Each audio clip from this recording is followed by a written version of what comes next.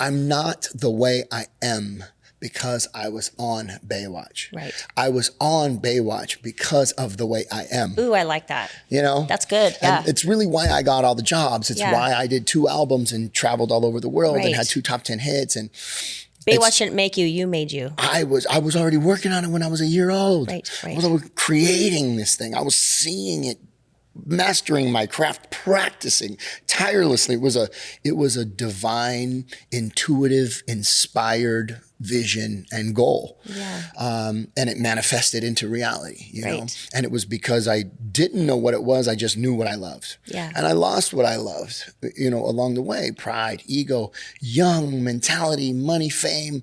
I got results oriented instead of creative oriented, you know?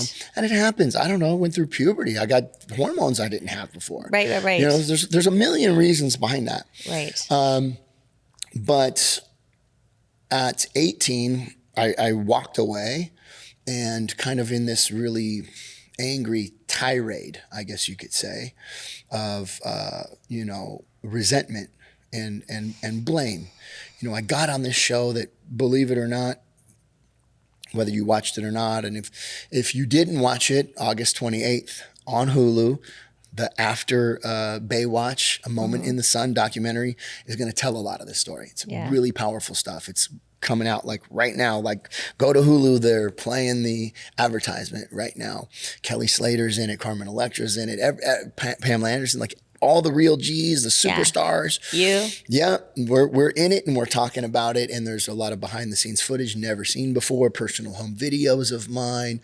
It's a real tell all deal. But when I got on the show, it was a character driven show about lifeguards who had relationships and kids and family. And it was kind of like a CSI or like a Law and Order. Here's cops, right? This just happens to be the precinct, and they're talking and they're busting crimes. They're doing what they do as a work, but you're interacting with their relationships and their outside worries and lives and going home and what that's like to go home. I love those kind of shows too. They're called procedural shows. And Baywatch really started out as a procedural show. So, you know, you're wrapping up the lifeguard can. You just happen to be in a bikini and tan because you work at the beach as a lifeguard. But as you're setting up the truck for the day of saving lives, you're talking about, hey, is your mom okay? Like struggling, you're like, oh, you know, yeah, she's in the hospital and blah, blah, blah. And that's really kind of how it started. And so here's David Hasselhoff, the Knight Rider superstar, who's my dad, and he's trying to take care of a kid he's a single parent, and the kid's getting into trouble just like single parents kids do. And how do you, you know, support your son and not go in the wrong direction in a city like Venice Beach or Santa Monica when you could easily go one street over and be in a gang, or you could be one street over and be in junior lifeguards. The line's very thin. So it was humanitarian. There was some emotion there. There was some real stuff there. And then it got really popular because a couple of great, amazing beauties like Pamela Anderson are on there. And you. But the producers just got the taste of blood, you know? They got those big rating bursts and those big media stuff, and they're like, oh, then it just became about the next hottest chick. That's our claim to fame, the next hottest chick. So it turned into a procedural show with some meaty interaction to like a slow-mo boob show. Right. And that was just kind of the B storyline. That just happened to be there because we're on the beach and we're all, you know, keeping in shape because you have to save lives. You can't be out of shape to save lives. Right. So, and that pissed me off really, because, you know, now my storylines are getting cheesier and, you know, I'm a real guy from Orange County, and there's certain stuff I know 16-year-old kids don't do and say. And I'm like, now I'm fighting with producers about. You're losing the art of it. Losing the art of it. And, you know, that anger, that disappointment, and also paired with puberty, paired with, you know, being a little, you know, not having a six pack or not being as jacked as the guys. You can't develop muscle maturity. You know, you can't get that look when you're just a surfer. You know, I'm just a surfer, and these guys have been training. Yeah. So comparison me to them. I'm not really ready to look that way and be a sex symbol yet. And it's kind of a bummer, but I want to be one. And so I finally said, I was getting multi-million-dollar offers from big movies. Wow. You know, and a lot of stuff was coming down the pipe that was like, hey, this kid's a serious actor. And so I told Baywatch to fuck off. Like, I flipped them off literally in the middle of a workday, in the middle of a multi-million-dollar workday. I said, screw it, I'm not doing this anymore. And I walked off the set. Like, granted, I was partying my face off, you know. I was drinking and drugging all the time. I was at the Playboy Mansion. I was in limos and nightclubs at 16, having a great time. I heard about some of your Playboy Mansion stories. From who? Your podcast. Oh, no.